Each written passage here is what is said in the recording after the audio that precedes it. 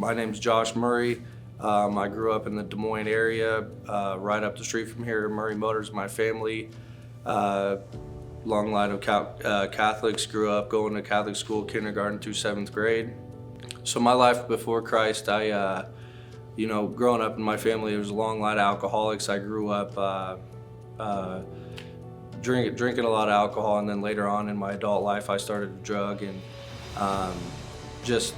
train wreck altogether. And drugs and alcohol led me to places like jails, institutions, and a lot of treatment facilities, a lot of times in jail. And in and out of those facilities, I would get out and just continuously do the same thing. And that's, I just kept going right back to the same old behaviors and acting the same way. And life before Christ was definitely, really just terrible place. When I came to Christ, I got another chance to come back out on the streets from jail again, and I came to Kingdom Living for a second time, where I would meet a few guys that I live with. One is Sean Melvin, and he was attending church regularly, and we became friends real quick out of the gates when I came to Kingdom Living.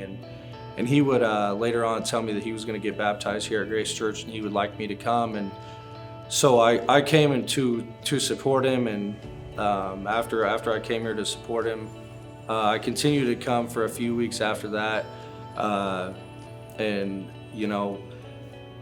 was starting to feel drawn to Christ, and one day, March 13th, actually, I got down with Marty, and we talked a little bit about Christ, and that day I basically asked him to be my Savior, and knew that he basically died for my sins. So after I had accepted Christ into my life, and I continued to follow this path and continue to come to church, I knew that there was more stuff that I needed to do, and I wasn't sure what that was. And I was asked to be a part of a few Bible studies, one which I go to with Matt Sellers and Bart Baker, where I'm going through Milk for New Christians, and I'm currently about 2 chapters out of being done with Milk for New Christians. And he's let me know that there's definitely more to come, more studying to be done, and that I'll be able to continue doing this for the rest of my life, which I'm loving, because it changed my life, and I'm definitely a free man now from all the drug use and the anxiety and all that stuff.